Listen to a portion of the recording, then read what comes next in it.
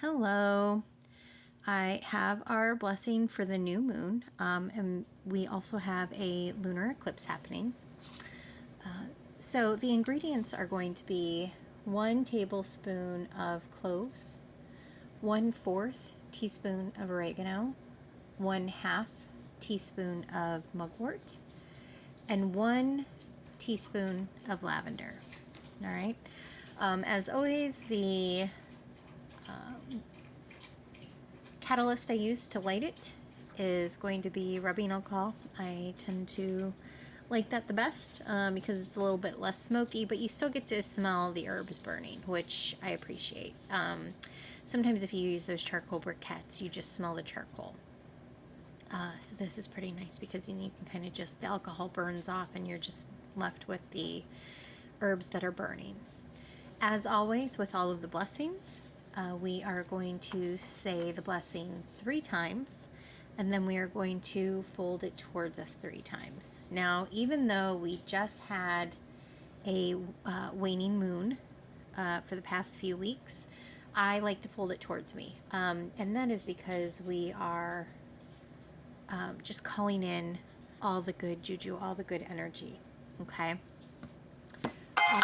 Even though when you're doing a waning moon, I should preface, for people who do their spell work specifically around the moon, the waning moon is a time for releasing. Hecate helped me write this, and she was like, we're going to call in cosmic energy. And I said, girl, I hear ya. Okay.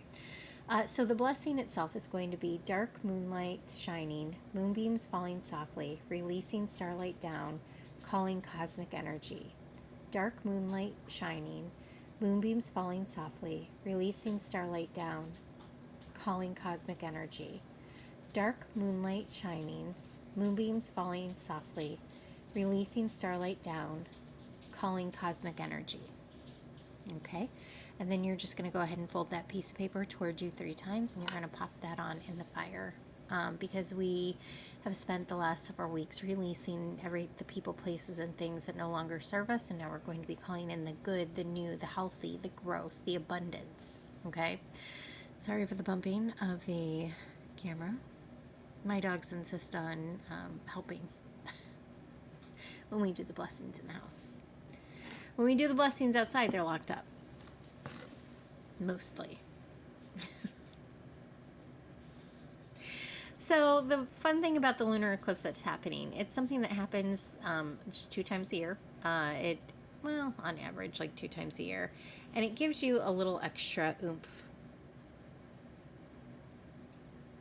to your blessings, to your spell work. So if you are somebody who does a blessing